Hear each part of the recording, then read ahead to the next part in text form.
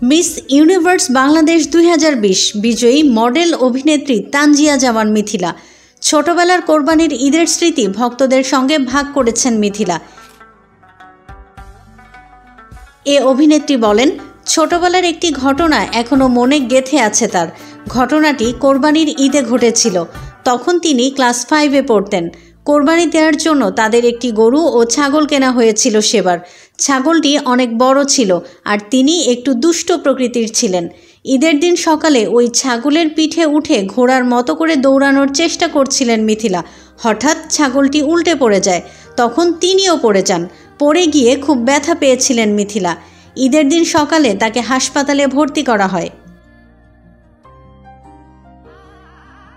অন্য সময় রান্না না করলেও ঈদের দিন মিথিলা সেমাই ও গরুর মাংস রান্না করেন। ঈদে মিথিলা সর্বোচ্চ 3 লাখ টাকা সালামি পেয়েছিলেন এবং সর্বোচ্চ 20,000 টাকা সালামি দিয়েছিলেন।